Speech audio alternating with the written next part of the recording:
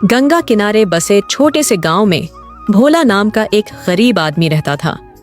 भोला की जिंदगी संघर्षों से भरी थी। वह बचपन से ही मेहनत करता आ रहा था, लेकिन गरीबी उसका साथ नहीं छोड़ रही थी। उसके माता पिता खेतों में मजदूरी करते थे और जब वह भी उन्हीं की तरह मजदूरी करने लगा। भोला की शादी कम उम्र में हो गई थी और कुछ सालों में उनके 2 बच्चे हो गए। परिवार बढ़ने के साथ खर्चे भी बढ़ने लगे, लेकिन मजदूरी से घर चलाना मुश्किल हो रहा था। कई बार पेट भरने के लिए सिर्फ पानी पीकर ही सोना पड़ता। एक दिन जब भोला को काम नहीं मिला तो वह उदास होकर गांव के चौपाल पर बैठ गया। वहीं एक बूढ़े दादाजी बैठे थे, जो गांव के सबसे समझदार इंसानों में से एक थे। उन्होंने भोला से पूछा, बेटा इतना उदास क्यों है?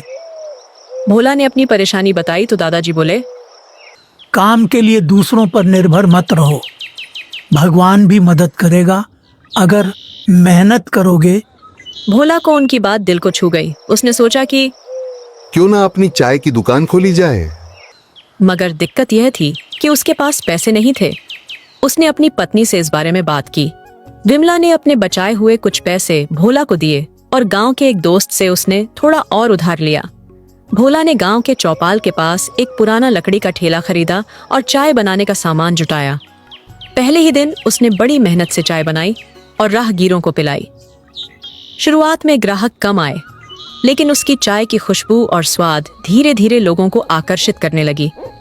कुछ ही महीनों में भोला की चाय की दुकान मशहूर हो गई। गांव के लोग, किसान मजदूर, स्कूल के बच्चे सब उसकी दुकान पर आने लगे। भोला हर ग्राहक से प्यार से बात करता और उन्हें चाय के साथ अपनापन भी परोस। हालांकि सफलता इतनी आसान नहीं थी। कई बार पुलिस वाले उससे दुकान हटाने को कहते, तो कभी गांव के बड़े लोग उसे तंग करते, लेकिन भोला ने हार नहीं मानी। उसने धीरे धीरे पैसे बचाए और पक्की दुकान बनाने की सोची। कुछ सालों बाद भोला ने अपनी छोटी सी पक्की दुकान बना ली। अब उसकी दुकान पर बिस्कुट, समोसे और ब्रेड पकड़े भी मिलने लगे।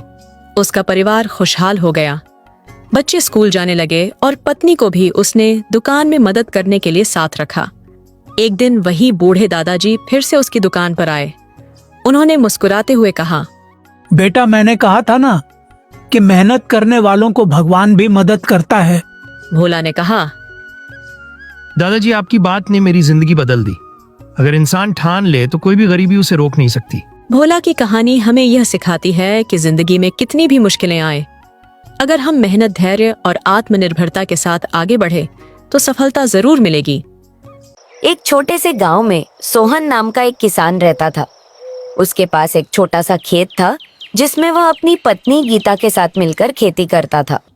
उनके एक बच्चे थे। सोहन दिन रात मेहनत करता था, लेकिन उनकी मेहनत का फल कभी अच्छा नहीं निकलता था। बारिश कम होती थी तो सूखा पड़ जाता था, ज्यादा बारिश होती थी तो फसलें बर्बाद हो जाती थी। एक दिन सोहन खेत में काम करते हुए उदास हो गया। सोहन, तुम इतने उदास क्यों हो? गीता, हम कितनी भी मेहनत कर ले, हमारा भाग्य साथ नहीं देता। हमारी फसलें कभी भी अच्छे से नहीं उगती हैं। लगता है कि हम इस गांव में कभी खुशहाल नहीं हो पाएंगे। सोहन, हार मत मानो। हमने इतनी मेहनत की है, हमें निराश नहीं होना चाहिए। हमें नए तरीके से खेती करने की कोशिश करनी चाहिए। नए तरीके से कैसे? हमारे पास तो कोई पैसा नहीं है कि हम नई तकनीक खरीद सके। हम गांव के सरकारी स्कूल में जाकर कृषि वैज्ञानिकों से सलाह ले सकते हैं। शायद वे हमें कुछ अच्छे सुझाव दे सके। सोहन को गीता की बात अच्छी लगी। अगले दिन वे दोनों गांव के स्कूल गए और वहां के कृषि वैज्ञानिक से मिले। वैज्ञानिक ने उन्हें बताया कि उनकी मिट्टी में नाइट्रोजन की कमी है। उन्होंने उन्हें बताया कि कैसे वे अपनी फसलों में जैविक खाद का इस्तेमाल करके नाइट्रोजन की कमी को पूरा कर सकते हैं। सोहन ने वैज्ञानिक की बातों को ध्यान से सुना और उन्हें धन्यवाद दिया।